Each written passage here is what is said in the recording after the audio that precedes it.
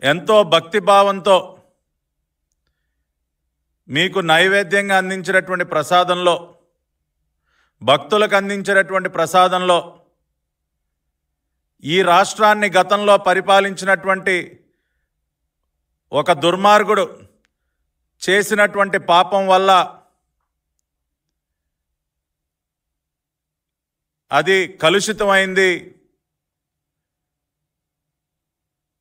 Animal fat, జంతు పదార్థాలతో అది కలుషితమైంది. ఘోరమైనటువంటి పాపం జరిగింది స్వామి, దయచేసి మమ్మల్ని క్షమించండి అని చెప్పి ప్రపంచవ్యాప్తంగా ఉన్నటువంటి ప్రతి ఒక్క హిందూ ఈ రోజున ఆ వెంకటేశ్వర స్వామి ముందు నిలబడి క్షమించమని వేడుకుంటూ ఉన్నాడు. దేనికి అంటే జగన్మోహన్ రెడ్డి అనేటటువంటి ఒక కరుడు కట్టినటువంటి హిందూ ద్రోహి, హిందూ ద్వేషి చేసినటువంటి పాపానికి.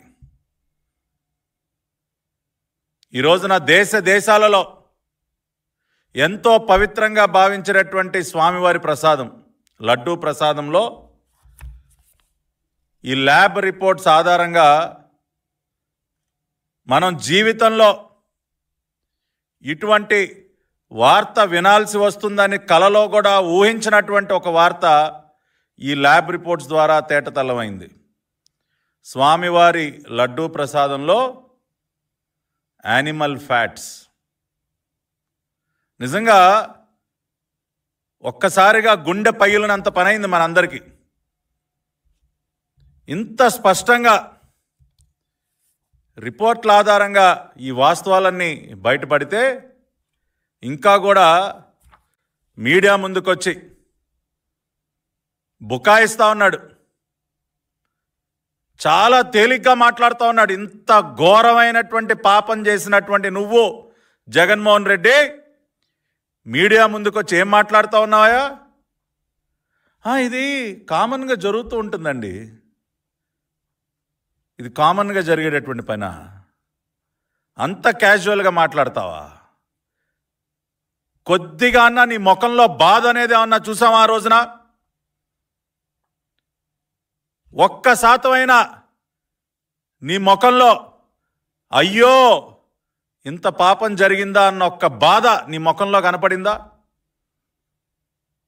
ఏంటయా కామన్గా జరిగేది? తిరుమల శ్రీ వెంకటేశ్వర స్వామి వారి యొక్క దేవస్థానం యొక్క చరిత్రలో నాకు తెలిసి ఇటువంటి ఘోరమైనటువంటి పాపం ఎప్పుడు జరిగి ఉండదు. ఇటువంటి పాపం చేసేటటువంటి సాహసం కూడా కలలో కూడా ఎవడూ చేసి ఉండడు. ఎందుకంటే స్వామివారంటే అంత గౌరవం, భక్తి ప్రతి ఒక్కరికి. కానీ నువ్వు ఇవాళ ఒక హిందూ ద్రోహివి కాబట్టి, ఒక హిందూ ద్వేషివి కాబట్టి, నీకు హిందూ ఫోబియా ఉంది కాబట్టి, హిందూ మతం పట్ల నీకున్నటువంటి ద్వేషభావం ఎటువంటిదో నీ 5 సంవత్సరాల పరిపాలనలోనే చూసాం కదయ్యా. ఎన్ని దేవాలయాలపైన దాడులు, రథాలని తగలబెట్టడం, రామతీర్థంలో ఆఖరికి రాముల వారి విగ్రహాన్ని కూడా ధ్వంసం చేసేటటువంటి పరిస్థితి. ఇన్ని జరుగుతూ ఉంటే నీ పరిపాలనలో ఏ రోజైనా వాటిని కట్టడి చేసే ప్రయత్నం చేశావా? దోషులని శిక్షించావా? తాడేపల్లి కొంపలో కూర్చొని పైశాచిక ఆనందం పొందుతూ ఉన్నావు. అందుకనే నువ్వు హిందూ ద్రోహి, హిందూ ద్వేషి, you are anti Hindu mister Jagan Reddy. గతంలో ఎప్పుడూ లేని విధంగా ఎప్పుడు కూడా ఆంధ్ర రాష్ట్రంలో మత సామరస్యం ఉండేది. నారా చంద్రబాబు నాయుడు గారు ముఖ్యమంత్రిగా ఒక రిలీజియస్ హార్మనీ, అన్ని మతాల్ని గౌరవిస్తూ అన్నిటికీ సమ ప్రాధాన్యతనిస్తూ ఒక రిలీజియస్ హార్మనీ మెయింటైన్ చేస్తే తమరు వచ్చి దాన్ని పూర్తిగా ధ్వంసం చేసి విచ్చలవిడిగా ఒక మతంపై దాడులని ప్రోత్సహించినటువంటి మీరు ఇవాళ అకస్మాత్తుగా హిందూ మతం గురించి, హిందూ దేవుళ్ళ గురించి మీరు మాట్లాడుతూ ఉన్నారు. మీ 5 సంవత్సరాల పరిపాలనలో తిరుమల కొండపైన ఎన్ని ఘోరాలండి. అన్యమత ప్రచారాలు, బస్ టికెట్లు వెనక ముద్రించడాలు, అన్యమత ప్రచారాన్ని, తిరుమలకు వెళ్ళే బస్ టికెట్లు, బస్సుల్లో ఇచ్చినటువంటి బస్ టికెట్లు వెనక అన్యమత ప్రచారం. ఏమన్నా చర్యలు తీసుకున్నారా? తిరుమల కొండపైన అన్యమత ప్రచారం జరుగుతుంటే ఏమన్నా చర్యలు తీసుకున్నారా? రథాలు తగలబెట్టిన వాడిని ఒక్కడిని పట్టుకున్నారా? దేవాలయాలపైన దాడులు చేసిన వాళ్ళని శిక్షించారా? ఏం చేశారండి?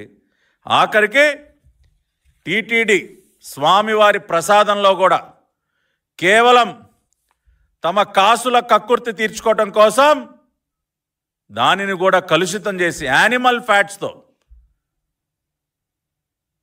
ఈ రోజున నేను తెలుగుదేశం పార్టీ జాతీయ అధికార ప్రతినిధిగానే కాదు, ఒక హిందువుగా మాట్లాడుతూ ఉన్నా, స్వామివారి భక్తుడిగా మాట్లాడుతూ ఉన్నా. ప్రతిరోజు ఉదయాన్నే లేచి స్వామివారి ముందు నిలబడి ఆయనని ప్రార్థించేటటువంటి శ్రీ వెంకటేశ్వర స్వామి భక్తుడిగా నేను మాట్లాడుతూ ఉన్నా. ఈ విషయం తెలిసిన దగ్గర నుంచి నేను ఎంత బాధపడ్డానో ఆ భగవంతుడికే తెలుసు. ఇంత పాపం చేసి వాళ్ళ తగుదనమ్మా అంటూ ప్రధానమంత్రికి లేఖ రాస్తావయ్యా మిస్టర్ జగన్మోహన్ రెడ్డి? ప్రధానమంత్రికి లేఖ, చేసిన పాపాన్ని మళ్ళీ దాని నుంచి ఏదో ఒక రకంగా తప్పించుకుందాం అన్న ప్రయత్నంలో భాగంగా గౌరవ ప్రధానమంత్రి గారికి లేఖ. దీనిలో వాస్తవాలు కూడా మాట్లాడుకుందాం. ఇవాళ ఈ హిందూ ద్రోహి జగన్ రెడ్డి రాసినటువంటి లేఖలో ఆయన ప్రస్తావించినటువంటి అంశాలు చూసినట్లయితే